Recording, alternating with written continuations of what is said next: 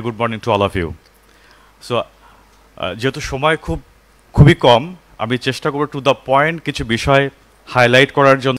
আমি কয়েকটা ছোট ছোট পয়েন্ট জাস্ট আমি হাইলাইট করি আপনাদেরকে, যে বাংলাদেশ আমরা এখন যেই মুহূর্তে আছি খুব ডিফাইনিং একটা মোমেন্ট আমরা আছি, এবং আমাদের যে গ্রোথ, প্রজেক্টেড গ্রোথ যেটা 8 to 10% হচ্ছে আমাদের annually, if we want to touch the 40% by 2041. So it's too visionary. এটা আসলে কোয়াইট ইম্পসিবল। আমরা যেই প্রসেসে আগাচ্ছি, যদি আমরা রেডিক্যালি কোনো চেঞ্জ না করি, it's not possible, realistically not possible. But আমাদের সম্ভব কীভাবে? আমাদেরকে টপ টু বটম একটা সেট আপ চেঞ্জ করে ফেলতে হবে। আমরা যে প্রসেসে আগাচ্ছি এই প্রসেসে হবে না, আমাদের প্রসেসে ডাইনামিকলি চেঞ্জ নিয়ে আসতে হবে। আমরা যেটা বলছি যে ইমরান ভাই বলে গেছে investor friendly, at this moment এটা একদমই ফেভারেবল এনভায়রনমেন্ট না আমাদের জন্য। ফর দ্য ফরেন ইনভেস্টর আমাদের কোনো প্রোটেকশন নাই। আমি কেন এখানে ইনভেস্ট করবো? আমি একটা প্রজেক্ট করতে গেলে আমাকে $117 million, $120 million ইনভেস্ট করতে হয়। সো আমি যদি অলরেডি $4 million আমি ইনভেস্ট করে ফেলেছি, যদি আমি এখানে আমার প্রোটেকশনটা না থাকে, then investor will leave the country.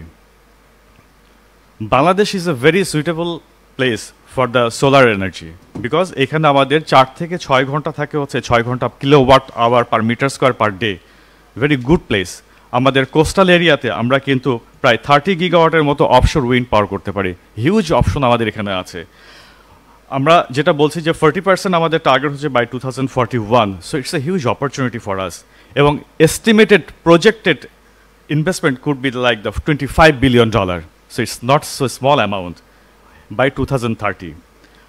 Currently, World Bank, ADB, they are very much keen to invest in Bangladesh. আমরা দেখেছি অলরেডি ফেনীতে ত্রিনা সোলার যেটা করেছে ইপিসি, ইজিসিবির সাথে যেটা করেছে 75 মেগাওয়াট, এডিবি এখানে ইনভেস্ট করছে, ওয়ার্ল্ড ব্যাংক ইনভেস্ট করছে, এবং এখানে আরও 4টা পার্ক হওয়ার কথা ছিল, বাট আনফর্চুনেটলি এখন আর হচ্ছে না এই সিনারিওতে।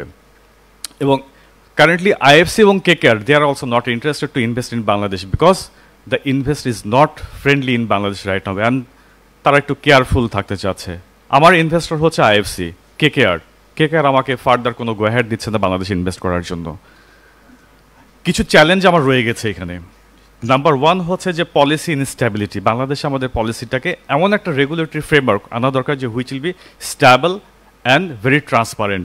সেই ক্ষেত্রে যেটা হচ্ছে যে আমার যেই পলিটিক্যালি চেঞ্জ ওভার হোক না কেন, আমার যে বিজনেস ভিশন বলি, মিশন বলি, আমার যে সেট বলি, এখান থেকে আমি দূরে সরে না যাই।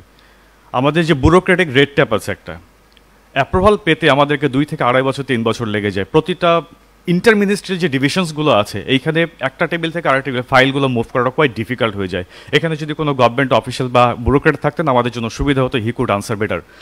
একটা ডিসির পারমিশন পেতে সময় লেগে যায় 2 বছর, আমার একটা পারমিশন বের করতে লেগেছে অলমোস্ট 2 ইয়ার্স, যেটা ল্যান্ড বাই করতে হয়, এবং ইটস টু এক্সপেন্সিভ। আমি আর ফার্দার ডিটেলে না যাচ্ছি।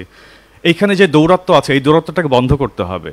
আমি গতকালকেও বলেছি, ডক্টর তামিম স্যার ছিলেন এবং রেজনা ম্যাডাম উনিও ছিলেন, যে একটা ওয়ান স্টপ সলিউশন করা দরকার বিপিডিপিতে।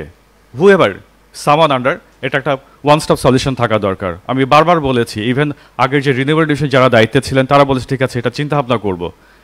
একটা প্রবলেম হলো হয় কি, আমি যখন অ্যাজ এ ইনভেস্টর দৌড়াদৌড়ি করি তখন আমাকে খুব একটা পাত্তা দেয় না, মনে করে কি যে বিদেশি কোম্পানি আসছে, অনেক টাকা পয়সা নিয়ে আসছে। বাট যখনই মিনিস্ট্রি থেকে একটা পারসিউ করা হয় যে এটা গভর্নমেন্টের প্রায়োরিটি প্রজেক্ট, সো এটাকে এক্সপার্টাইট করো, তখন হয় কি এটা প্রায়োরিটি বেসিসে চলে আসে এবং আমাদের যে টাইমটা শর্টার হয়।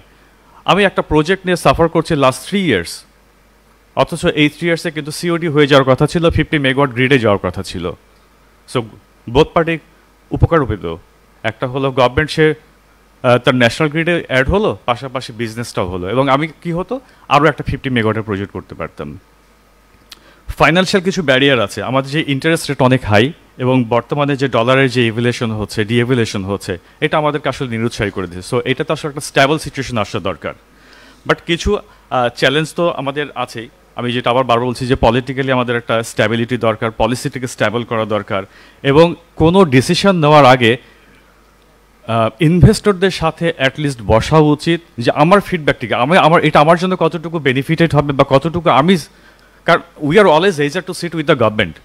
কারণ এই যে এখন কথা হচ্ছে যে 10 পয়েন্টের উপরে যেগুলো সেন্টস যেগুলো হয়েছে 10 সেন্টসের উপরে, সেগুলোকে সব রিভিউ করা হবে। So they can sit with us আমাদের সাথে ডিসকাশন করি, তাদের ফাইন্যান্সিয়াল অ্যানালিস্ট আছে, আমার আছে, সো আমরা দুই পক্ষ বসি, ওকে না ইটস রিজনেবল হচ্ছে 9.5, ফাইন, উই আর এগ্রিড, আমরা তো কখনো ডিফার করি নাই। সো এই যে ট্রানজিশন করতে গেলে আমাদেরকে আসলে একটা ফাস্টার ডায়ালগ প্রয়োজন, আদারওয়াইজ আমরা আবার স্টাক হয়ে যাব। এখানে কোনো ইনসেন্টিভ প্রোগ্রাম নেই, আমরা যদি একটা ইনসেন্টিভ প্রোগ্রাম রাখি এইখানে, তাহলে দেখবেন এখানে কিন্তু ট্রানজিশনটা খুবই স্মুথলি হবে। আমাদের কোনো গ্রিভেন্স মেকানিজম নেই, আমরা একটা গ্রিভেন্স মেকানিজম করতে পারি যেখানে ইনভেস্টররা তাদের ভয়েসকে রেজ করতে পারবে এবং তাদের পয়েন্ট আউট করতে পারবে যে এই প্রবলেমগুলো হচ্ছে। We are almost done. Just আমাদের যে ল্যান্ড সলিউশনগুলো আছে, আমাদের যে গভর্নমেন্টের যে আনইউজড ল্যান্ডগুলো আছে, আসলে আমি পার্টিকুলার কথা জলমহলের কথা বলবো এবং খাস ল্যান্ডের কথা বলবো, যেখান থেকে আমার 30 মেগাওয়াট আসা সম্ভব। টেকনোলজির আমরা একটা অ্যাডভান্স নিতে পারি, কীভাবে ফ্লোটিং সোলারে যেতে পারি আমরা, বিশেষ করে আমাদের সাউথে যে পরিমাণে জলাভূমি আছে, এখানে আমরা কিন্তু ফিশারিজ এবং সোলার, ফ্লোটিং সোলার দুটো একসাথে করতে পারি। আমরা গ্লোবাল ক্যাম্পেইন করতে পারি, যেমন আমরা বাকুতে কিছুদিন আগে যে COP29 হলো, এরকম সিমিলার কিছু প্রোগ্রাম আমরা ওয়ার্ল্ড করতে পারি, যেখানে আমরা বলতে পারি যে Bangladesh is A environmental place, তোমরা এখানে আসো, ইনভেস্ট করো, এটা আমাদের ট্রাস্টেড প্লেস, তোমাদেরকে প্রোটেক্ট করা হচ্ছে। পাবলিক প্রাইভেট ডায়ালগ যেটা আমি বলেছি, যে আমাদের দুই পক্ষেরই আসলে কোঅপারেশন থাকতে হবে, নন কোঅপারেশনে আসলে রিনিউয়েবল প্রজেক্টের কোনো ইমপ্রুভমেন্ট আসবে না। সো এই যে চ্যালেঞ্জেসগুলো বললাম এবং রিকমেন্ডেশন আমি বলছি, আসলে একে অন্যের সাথে বসেই আমাদেরকে বাংলাদেশের যে স্ট্যান্ড পয়েন্টটাকে এটাকে রিস্টোর করা এবং একসাথে কাজ করতে হবে, তাহলে আসলে যে আজকে যে ভিশনে আমরা আগাচ্ছি, যে ট্রানজিশন ফসিল ফুয়েল থেকে আমরা যে রিনিউয়েবলে আসবো, তখন এটা সম্ভব হবে। Thank you.